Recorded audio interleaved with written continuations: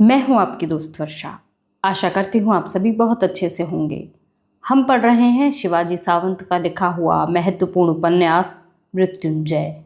तो चलिए बिना किसी देरी के बढ़ते हैं अपने अगले भाग की ओर। भाग 17। पहले 15 दिन तक मैं युद्धशाला के शस्त्रों का केवल परिचय प्राप्त करता रहा, क्योंकि मैं कुछ सीखने की स्थिति में ही नहीं था। गुरुवर्य द्रोण ने पहले ही दिन मेरे साथ जो विचित्र व्यवहार किया था, उससे मेरा मन किसी बात में रम नहीं रहा था। कभी मन में आता कि युवराजों के इस कबाड़ खाने में केवल सूत पुत्र के रूप में उपेक्षित होने से तो अच्छा है कि एकदम चंपा नगरी का मार्ग पकड़ लिया जाए। युद्ध विद्या की शिक्षा लेकर आखिर मुझको करना क्या है? अब कौन सा महायुद्ध होने वाला है? और हो भी तो उसमें मेरा उपयोग ही क्या है? केवल एक सारथी के रूप में ही ना? तो फिर सारथी को इस युद्ध विद्या की शिक्षा की क्या आवश्यकता है? उसको तो घोड़ों की परीक्षा करनी चाहिए और उसकी उच्छृंखल प्रवृत्तियों पर अंकुश लगाना सीखना चाहिए। क्या यह काम मैं चंपा नगरी में रहकर नहीं कर सकता? दूसरे ही क्षण फिर यह विचार आता कि ऐसा करने से कैसे काम चलेगा? युद्ध विद्या क्या केवल युद्ध के लिए ही सीखी जाती है? जिसकी भुजाओं में शक्ति होती है वह सदैव श्रेष्ठ माना जाता है। इस युद्धशाला में मैं शक्तिशाली बन सकूंगा। इस युवराज अर्जुन को भी दिखा दूंगा कि संसार में वही केवल अकेला धनुर्धर नहीं है। लेकिन उस बेचारे ने ही अंततः मेरा क्या ही बिगाड़ा है? उससे यह स्पर्धा मैं क्यों करूं? स्पर्धा केवल व्यक्ति को अंधा बना देती है। गुरुवर्य उससे स्नेह करते हैं तो इसमें उसका क्या दोष है? मेरी ही तरह वह भी एक युवक है। गुरु प्रेम करे, यह कौन शिष्य नहीं चाहेगा? और कौन ऐसा गुरु है जो भली भांति परीक्षा लिए बिना शिष्य को इतने समीप कर लेगा?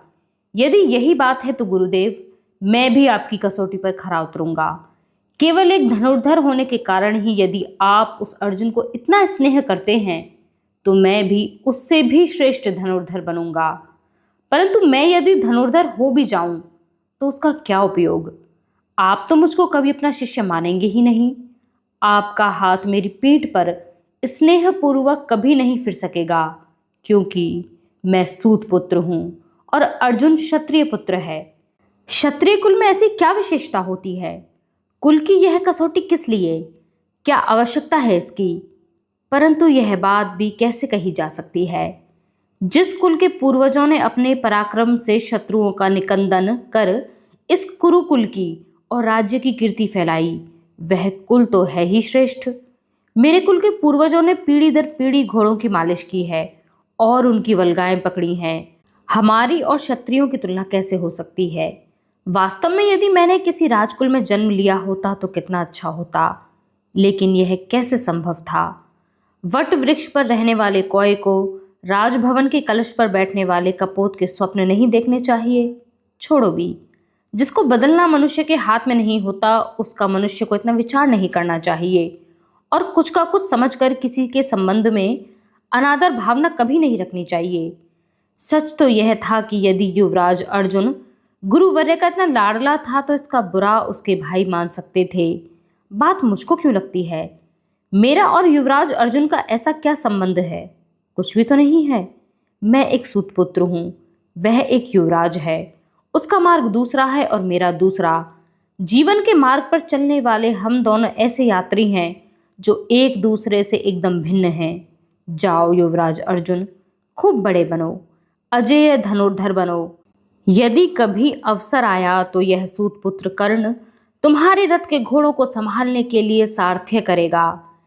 मैंने मन ही मन निश्चय कर लिया कि अर्जुन हो या कोई और हो, मैं किसी के प्रति भी विद्वेष नहीं रखूंगा।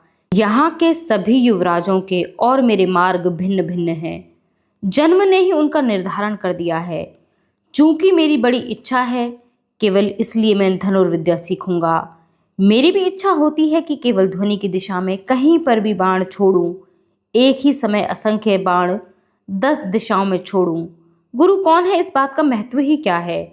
महत्व की बात तो वास्तव में यह है कि विद्या के प्रति शिष्य में कितनी लगन है।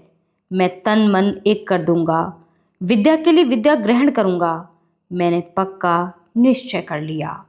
भाग 18 है। मेरा युद्धशाला का कार्यक्रम निश्चित हो गया था।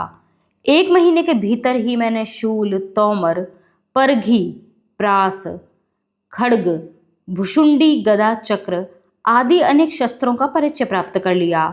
धनुष की ओर मेरी विशेष रुचि होने के कारण धनुर्विद्या से संबंधित सभी शस्त्रों का मैंने ध्यानपूर्वक अभ्यास किया। केवल बाण ही अनेक प्रकार के थे।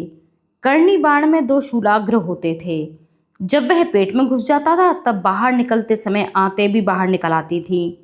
नालिक बाण का फलक मोटा होता है और उसमें टेढ़े दांत होते हैं, इसलिए शरीर में घुसने पर वह बाण जब बाहर निकल जाता था तब अपने आसपास की शिराओं को तोड़कर ही वह बाहर निकलता था। लिप्त बाण के अग्रभाग में विषैली वनस्पति का रस लगा होने के कारण वह बड़ा दाहक होता था। वस्तिक बाण शरीर में घुस जाता था, लेकिन बाहर खींचने पर उसका केवल दंड ही हाथ में आता था और समस्त फलक ज्यों का त्यों लक्ष्य के शरीर में रह जाता था। सूची बाण का अग्रभाग सूच्याकार और नुकीला होने के कारण अत्यंत सूक्ष्म लक्ष्य भी उससे अचूक भेदा जा सकता था। विशेष रूप से आंख की पुतली को इस बाण से अचूक भेदा जा सकता था। जिम्म बाण जो टेढ़ा मेढ़ा जाता था लेकिन लक्ष्य में बिल्कुल ठीक घुसता था। इसके अतिरिक्त गवास्थी अर्थात बैल के हाड़ का, गजास्थी अर्थात हाथी के हाड़ का, कपिश अर्थात काले रंग का, पूती अर्थात उग्र गंध वाला, कंकमुख, नाराच, अश्वास्थी, आंजलिक, सन्नत पर्व, सर्पमुखी, सुवर्ण पंख बाणों के अनेक प्रकार थे। इन सब बाणों को लक्ष्य पर छोड़ने की शिक्षा मैं मनोयोग से ग्रहण करने लगा था। अपनी शिष्यावस्था का एक एक क्षण मुझको इसी कार्य में लगाना था। पहले 3 वस्तुओं पर मेरा प्रेम था। गंगा माता, सूर्यदेव और माता ने, राधा माता ने अत्यंत प्रेम से जो दी थी वही चांदी की पेटिका, परंतु युद्धशाला में आने के बाद उसमें एक वस्तु और सम्मिलित हो गई थी। वह वस्तु थी धनुष और बाण। भाग 19।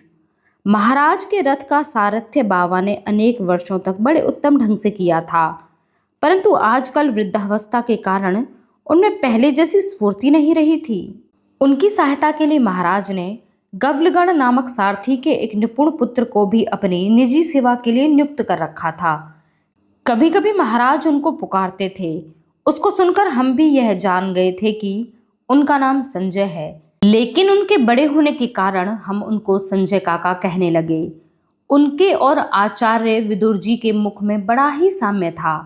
उनका संजय नाम मुझको बहुत ही अच्छा लगा। उनका सारथी होना तो मुझको उससे भी अधिक अच्छा लगा। यूं ही कुछ न कुछ निमित्त बनकर मैं उनसे बातें करने का प्रयास करता।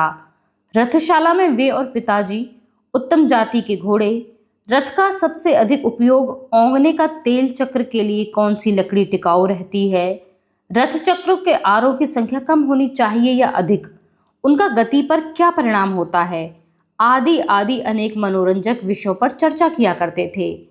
मुझसे तो वे सदैव कहते, कर्ण तू सूतपुत्र है, तू सदैव यह याद रखना कि उत्तम जाति का घोड़ा कभी धरती पर नहीं बैठता, रात में नींद के लिए भी, और कुलीन सारथी कभी रथ नीड़ नहीं छोड़ता है, प्राण जाने पर भी। एक बार वह जिस पर बैठ गए वहां से फिर हटना नहीं। क्या कहते हैं काका, घोड़ा कभी धरती पर नहीं बैठता है? मैं आश्चर्य से पूछता। हाँ, इतना ही नहीं बल्कि खड़े खड़े नींद लेने वाला घोड़ा जब 4 खुरों में से एक खुर उठाकर नींद लेने का प्रयत्न करे तब यह समझ लेना चाहिए कि दीर्घ यात्रा पर वह जाने के लिए अब निकम्मा हो चुका है। ध्यान रखो, घोड़ा सब प्राणियों में उत्तम प्राणी है। उत्तम?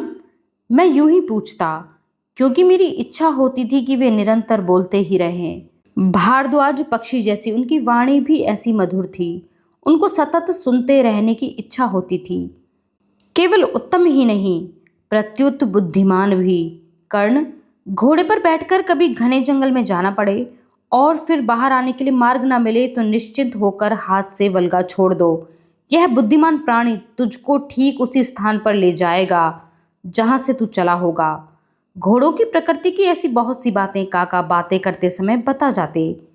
उनके मुख से घोड़ों की विविध प्रकृतियां, व्याधियां और चालें इस सब बातों का वर्णन सुनते हुए हमारा समय आनंद से व्यतीत होने लगा।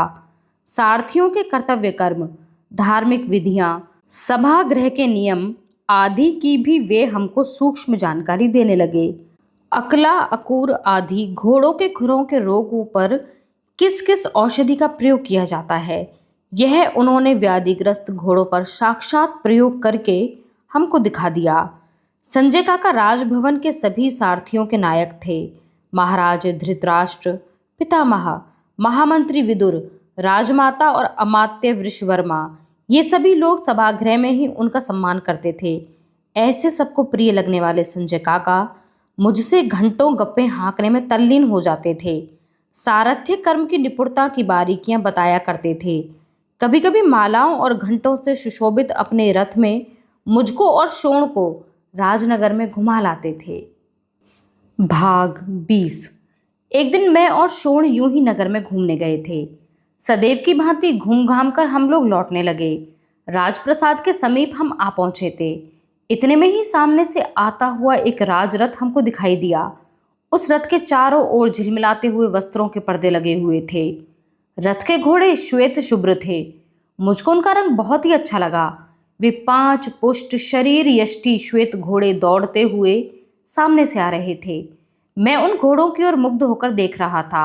उनमें से एक घोड़ा जब तब अपने सिर का एक झटका देता था। बड़ी सरलता से वे उस रथ को आगे ले जा रहे थे। इतने में ही शोण अकस्मात मेरे हाथ में से अपना हाथ छुड़ाकर उस रथ की ओर ही दौड़ने लगा। मेरी समझ में नहीं आ रहा था कि वह पागल की तरह उस रथ की ओर क्यों दौड़ रहा था। क्षण भर में वह रथ के सामने पहुंच गया। मुझको उसकी मूर्खता पर क्रोध आ गया। मैं उसके पास पहुंचा उससे पहले ही वह रथ के नीचे आ जाएगा। क्या किया जाए? भय से शरीर रोमांचित हो गया। क्षण भर में यदि वह वहां से नहीं हटा तो रथ के नीचे अवश्य आ जाएगा। यह सोचकर प्राणों के भय से अपनी पूरी शक्ति एकत्रित करके मैं जोर से चिल्लाया, शोण रुक जा। इतने में ही झटपट झुककर उसने बड़ी फुर्ती से काले रंग की कोई वस्तु उठाई। शोण को देखकर सारथी ने अत्यंत कुशलता से सभी घोड़ों को रोका। बड़ी कठिनाई से वे शोण के निकट आकर जैसे तैसे रुके। एक घोड़े के मुंह का झाग तो सीधा शोण के सिर पर पड़ रहा था, लेकिन उसका इन बातों की ओर बिल्कुल ध्यान नहीं था। हाथ में लगी काली वस्तु को वह प्रेम से सहला रहा था। मैं हांफता हुआ उसके पास गया। मुझको देखते ही हाथ की वस्तु मुझको दिखाता हुआ वह व्याकुल होकर बोला, भैया यह देखो, यह अभी रथ के नीचे आ जाता। मैंने देखा, उसके हाथों में बिल्ली का बच्चा था। उसकी छोटी छोटी आंखों को रह रहकर बंद करता हुआ वह अत्यंत करुण स्वर में चिल्लाने लगा। मेरी समझ में नहीं आया कि शोण से अब कहूँ तो क्या कहूँ। उस पर क्रोध भी नहीं किया जा सकता था। मैं कुछ आश्चर्य से उसकी ओर देखने लगा। क्या यह वही शोण है जो हमारे रथ के पीछे रोता हुआ दौड़ता आया था? वह बिल्ली के बच्चे की पीठ पर प्रेम से हाथ फिराने लगा। वह इतना प्रसन्न था कि मानो स्वर्ग मिल गया हो। उसका उत्तरीय कंधे पर से सरक कर नीचे धूल में गिर पड़ा था। इसका भी उसे भान नहीं था। इतने में ही उस बच्चे की माँ कर्कश स्वर करती हुई कहीं से चिल्लाती आई। अपने छोटे बच्चे को वह इधर उधर ढूंढने लगी। गूं गूं करती हुई वह हमारे पैरों पर लौटने लगी। मैंने शोण से बच्चा नीचे रख देने को कहा। जैसे ही शोण ने बच्चा नीचे रखा, खप से उसकी गर्दन अपने मुंह में पड़क कर घुरघुर करती हुई बिल्ली क्षण भर में ही जाने कहाँ अदृश्य हो गई। अपने बच्चे को अकेला छोड़कर वह अब तक कहाँ भटक रही थी। इस समय यदि शोण ने साहस न किया होता तो उसका वह कोमल सुकुमार शिशु क्या राजमार्ग की धूल में न मिल गया होता? क्या उसकी वह करुण ध्वनि किसी को सुनाई पड़ सकती थी? इस समस्त घटना ने मुझको एकदम राधा माता की याद दिला दी। उसकी स्नेहमयी मूर्ति आंखों के सम्मुख खड़ी हो गई। आज तक उसने मेरा कितना ध्यान रखा था। माता हो तो राधा माता जैसी हो। मैं चंपा नगरी की स्मृतियों में खो गया। इतने में ही उस राजरथ के रथनीड़ पर बैठे हुए सारथी ने कहा, जल्दी कीजिए, झटपट अलग हटिए, रथ में राजमाता कुंती देवी हैं। राजमाता कुंती देवी? मैंने शोण की बाह पकड़कर उसको झट से एक ओर खींच लिया। रथ धड़ धड़ आवाज करता हुआ धूल उड़ाता हुआ दौड़ने लगा। मैंने उसमें जुते हुए श्वेत शुभ्र घोड़ों की ओर पुनः उत्सुकता से देखा। मुझे बड़ा आश्चर्य हुआ। उस रथ में 6 घोड़े जोड़ने की भली भांति व्यवस्था होने पर भी केवल 5 ही घोड़े जोड़े गए थे। एक घोड़े का स्थान यूं ही रिक्त छोड़ दिया गया था। राजप्रसाद में घोड़े नहीं रहे हैं क्या? मैंने मन ही मन कहा। रथ चला गया। शोण का उत्तरीय रथ चक्र के नीचे आ गया था। वह उसने उठा लिया। उसकी धूल झाड़कर उसको उसने फिर से कंधे पर लपेट लिया। हम अपने आवासीय कक्ष की ओर चलने लगे। मेरा हाथ शोण के कंधे पर था। ऐसा पहले कभी नहीं हुआ था। भाग 21। हस्तिनापुर में मेरे दिन बड़े आनंद से व्यतीत होने लगे। पहले कुछ दिन तक तो चंपानगरी की बहुत याद आई थी। धीरे धीरे वह भी बिना किसी कारण के कम होती गई। परंतु मेरे पास जो पेटिका थी उसके कारण मुझको माता का प्रेम पूर्ण मुख सदैव अपनी आंखों के सामने दिखाई देता था। वह इस समय दूर थी, इसलिए उसकी वास्तविक महत्ता का ज्ञान मुझको अब हुआ था। मैं प्रतिदिन सोते समय कहता था, माता, ममता के धागे से बंधे हुए जीव भले ही कितनी दूर हों, लेकिन वे निकट ही रहते हैं। तू इस पेटिका में ही है। नहीं, तू दो पेटिकाओं में है। एक तो अपनी दी हुई पेटिका में और दूसरी मेरे मन की पेटिका में। स्मृतियाँ झंझावात की तरह होती हैं। वे चाहे जहाँ से और चाहे जैसे आ सकती हैं। इतना ही नहीं, बल्कि कभी कभी तो वे मन के शांत सरोवर में उफान भर देती हैं। कभी कभी चंपानगरी की बड़ी तीव्रता से याद आती, मन उदास हो जाता और फिर किसी में न रमता। ऐसे अवसर पर मैं शोण को लेकर नगर में चक्कर लगा आता। उसे सारी उदासीनता दूर हो जाती। अनेक बार इस तरह चक्कर लगाने के कारण अब सारा नगर हमको चिर परिचित सा लगने लगा था। कौन से मार्ग कहाँ जाते हैं, किस देवता का मंदिर कहाँ है, सरोवर कहाँ है, अश्वशाला कहाँ है, धान्यगार कहाँ है, शास्त्रागार कहाँ है, यह सब हमको अब अच्छी तरह ज्ञात हो गया था। हस्तिनापुर ऐसा लगता था जैसे भिन्न भिन्न आकार के और रंगों के पुष्पों से भरा हुआ कोई उद्यान हो। कितने प्रकार के मनुष्य इस नगर में रहते थे।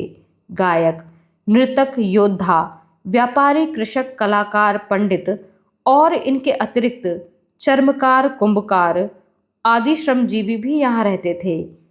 चाहे जिस समय जाओ, नगर में सदैव भीड़भाड़ दिखाई देती थी। इस नगर को देखते समय मेरा मन कभी नहीं उबा। कभी कभी तो यह इच्छा होती थी कि युद्धशाला में जाना छोड़कर नगर में ही घूमने चला जाऊं, लेकिन यह संभव नहीं था, क्योंकि मैं यहाँ घूमने नहीं आया था, शिक्षा प्राप्त करने आया था। यह ऑडियो हम यहीं पर समाप्त करते हैं। मिलेंगे अगली ऑडियो में। कुछ अन्य रोचक तथ्यों को आपके लिए लेकर आएंगे। अगर आप हमारे चैनल पर नए हैं तो हमारे चैनल को सब्सक्राइब करना, हमारी वीडियोस को लाइक करना और शेयर करना ना भूलें। हमारे साथ इस सफ़र में इसी तरह बने रहने के लिए आप सभी का बहुत शुक्रिया।